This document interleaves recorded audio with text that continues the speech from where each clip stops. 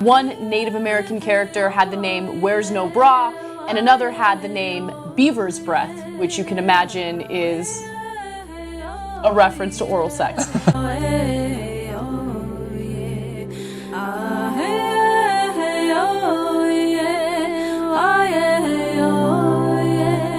I've had older white men come up to me and say, "Oh man, if this was 40 years ago, I can just do whatever I wanted to you."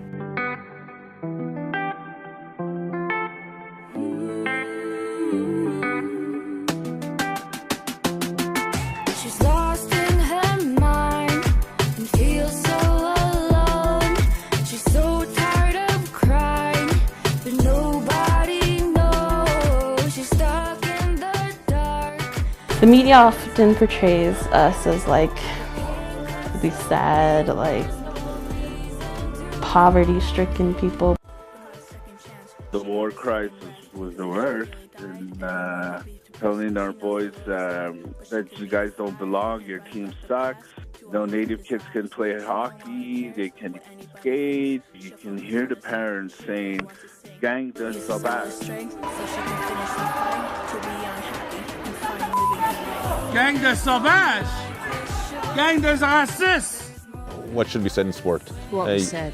They told her to go back to the res. They call her a dirty Indian, and you know, you can see something was up. Bridgie was mad. She come to the bench. She had tears in her eyes, and you know, she just sat there, and you know, I knew something was up.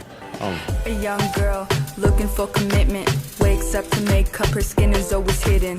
She gets attention but rushes too fast. She finally meets a boy but they become a newsflash. He sees her, he needs her, eventually he leaves her, and now she is forced to be her only daughter's keeper. But found happiness in keeping her child. It's her world, it's her purpose, it's the reason she smiles. Silent cries and broken hearts. You know, I would like to take a moment to encourage First Nations youth. A lot of people would say it's very improbable that I would make it to this point in my life. You know, I've worked hard to get here, and I would really like to encourage First Nations youth to be leaders in their communities. Be proud of your heritage, and don't be discouraged from the improbable. Chinalia, thank you. Team Canada was a far-off dream. Not much money, no rink close by, but their daughters still dream to be in this lineup someday. And this week, number 4, playing defense, Bridget Laquette. The first Inuit to play in the National Hockey League, Native Peoples of Canada, Jordan Tutu, Nashville's kick. Amazing story. He was never the biggest guy on the ice, but he never backed down and was a fan favorite wherever he played.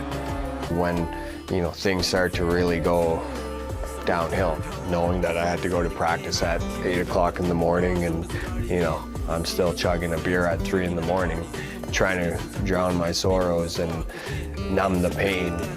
7.5 years sober. Not one drink. He found a new faith, walking the better path. He wants to do great, so he'll forever dance.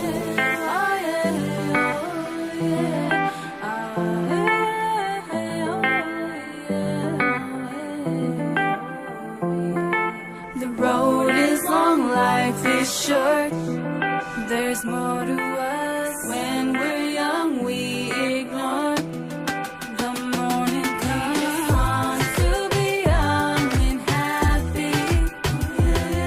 Just want to show what we can be. Just want to be young and happy. Back in grade 5 at recess, my friend, he noticed I wasn't playing soccer after school. And one day he asked me why I wasn't playing, and I had to explain to him that I couldn't afford to pay the fee to play on this team. We didn't have a vehicle to get me to and from practices and so on. So I was really at a disadvantage. And then the next day at recess, my friend comes to me and he says, "Hey Kendall, you know what? I told my parents what you told me and we want to help you out." And from that day forward, this family, they paid for my fee to play on this team. They picked me up for games and practices and so on. So they gave me my first opportunity to play sports, and it was really empowering. So we took that same model of giving back to underprivileged kids to play sports, and we combined it with an apparel company that is called Nichige today, and we're trying to do the same thing.